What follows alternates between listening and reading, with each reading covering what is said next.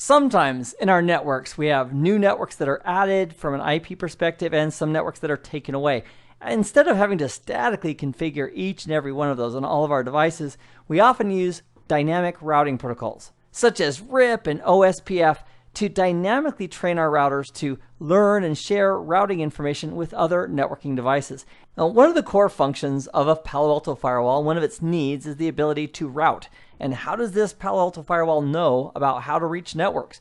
One option is that we've configured IP addresses and masks on respective interfaces.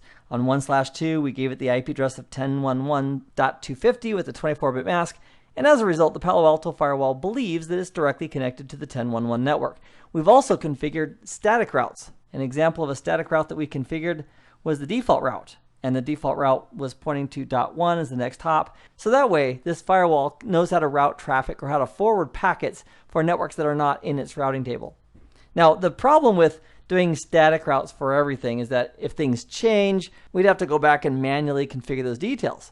So a lot of companies are using dynamic routing protocols. For example, RIP, that's the Routing Information Protocol version 2. That's supported by the Palo Alto. We have OSPF for IP version 4 and OSPF version 3, which supports IPv6. Those are both supported in version 7 on the Palo Alto firewall. We also support the Big Gory protocol, or as his friends really call him, Border Gateway Protocol, which is the protocol that right now is the infrastructure that supports the internet. And with OSPF version 3, we're going to configure that by enabling that routing protocol, for example, on the interfaces that we want on the Palo Alto firewall to participate in OSPF version 3, along with configured IPv6 addresses. And one of the interesting things about OSPF and OSPF version 3 is that both of them, for their areas, use something that looks like an IPv4 address. It's the 32-bit area ID. So you might have area 0 that looks like this, and you might have area 1 that looks like this, and so forth.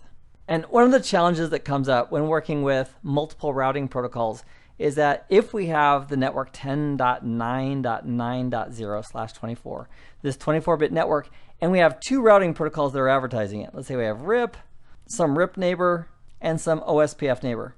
And they're both advertising this IPv4 network of 10.99. The question is, who should the firewall believe? Should it believe both the routes, or should it put one in its routing table and not put the other in its routing table? And what the Palo Alto firewall is going to do, it's going to use something called AD, which is an acronym for Administrative Distance. And it's a lot like golf. The lower the number, the better it is. And the default administrative distance the Palo Alto firewall thinks about RIP-learned routes is 120. And for OSPF, an external OSPF route is considered to have an administrative distance by default of 110. And as a result, if both of those routing protocols were running and they were both advertising that same exact network, the Palo Alto firewall would choose to put the route learned via OSPF because of the lower administrative distance into its routing table. I've also included, as part of the Parka document in the Nugget Lab files, I've included a table that shows the administrative distance defaults on the Palo Alto for not only RIP and OSPF, but for other routing protocols too, including BGP and also static. A static route also has an administrative distance, which happens to be 10 inside of the Palo Alto. And that's why if we came in and we added a static route for 10.99, that static route would be believed before the OSPF or the RIP route because of the lower administrative distance that a static route has. To work with the routing tables, we need to go to the virtual routers. And to find that, we're going to go to the Network tab here in the Graphical User Interface.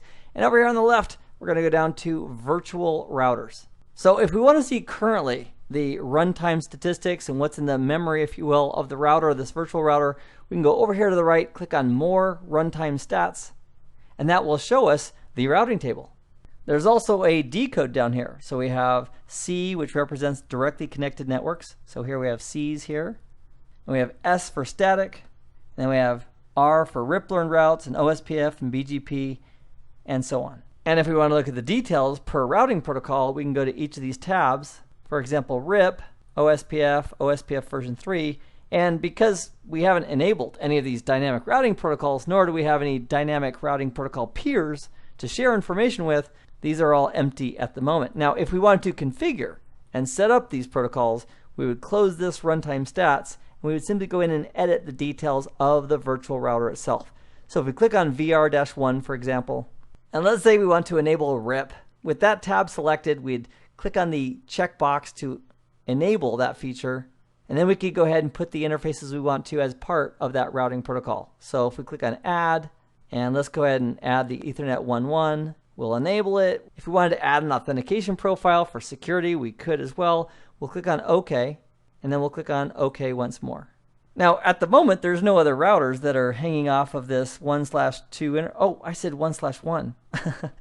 Oops. Well, we can still work with that. Okay, normally we would not run RIP on our outside interface, but because that's where I did put it, let's go ahead and add a router on that same subnet of 192.168.1. And we'll go ahead and enable RIP on that. We'll advertise some routes just to verify that those routes are being seen and learned on this 1/1 interface. So to do that, I'm going to bring up GNS3. And let's go ahead and create a really simple topology. We'll bring a cloud that'll represent the outside network. I'll bring in a generic switch. And let's also bring in our router that's going to be connected to that outside network. We'll use the 7200 series. So we'll right click on the cloud, configure it, go to cloud 1, and physical NIC is what we want because that is connected to the 192.168.1 network. We'll click on OK, and we'll connect these bad boys together. So FA00 goes to the switch, and the switch goes to the cloud.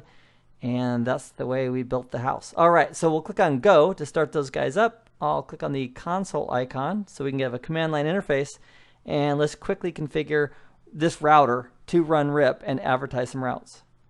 So to test this, I'm going to go ahead and use this script. I just typed this up in WordPad just to make sure you guys have it. And if these don't work, I'll edit them. So let me go ahead and just copy those. And then we'll go ahead and do a right click to paste them in. Wow, look at that. Fun, fun, fun. So all I did was I put an IP address on the FA00 interface. I created a loopback address, put it all inside of RIP, and hopefully it should be advertising via RIP the 111 network, so our Palo Alto firewall should be able to see that and learn about that network, including using the .11 as the next hop to reach that network. So back at our Palo Alto firewall, let's go ahead and click on More Runtime Stats once more, and we'll scroll down. And I do not see that RIP learned route, and it just occurs to me why. I did not commit this, so oops. Let's go ahead and commit this so the firewall will actually be running RIP, not just thinking about it. And we'll click on commit. That looks great. We'll let that commit. And then now let's go to More Runtime Stats, and we'll scroll down, and I still don't see the 111 network. If we click RIP here, though, we do have RIP running. It is running on that 1/1 interface based on the IP address there. So let's go back to routing, and let me go ahead and bring that up one more time. Sometimes it may take a few moments for RIP to kick in. So I do not see it there. Let's go check back at the Cisco router side just for a moment. Let's do a show IP route, and look at that. So what this says from the Cisco side is that it's learned a default route from the Palo Alto firewall. That's because we said to advertise the default route. So it has the Palo Alto as the next hop, so we know that RIP is running on the Palo Alto firewall, but why isn't the Palo Alto firewall learning from us? Let's do a show IP protocols. On the Cisco side, we're including anything in these networks, which should be our fast Ethernet 00, as well as our loopback 0 interface. Let's do a show IP interface brief, just to make sure we have our IP addresses, and look at that. Must have had a typo when we put in the loopback address. Let me just check that real quick. So interface loopback 0 IP address 111.0.0.0 and then the mask. I tried to hand out the IP address that had no host bits on, so let me give this guy 11 for his host address. How embarrassing. All right, we'll copy and paste, much better. So now our Cisco router believes it has a route for the 111 network. It can now go ahead and advertise that. So if we go back to the Palo Alto, and we go to More Runtime Stats and scroll to the bottom, please, there it is. And the crowd goes mild. So here's the actual network. Here's the next hop, which is our router. Here's the metric with RIP, it's in hops. And although it's not shown right here explicitly, the administrative distance associated with RIP is 120. So it's an active route, and it was learned via RIP.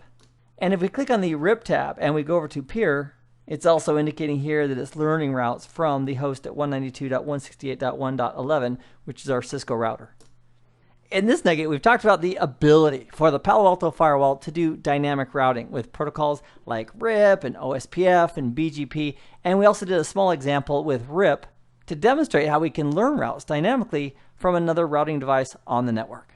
I'm glad you joined me for this nugget. I hope this has been informative for you, and I'd like to thank you for viewing.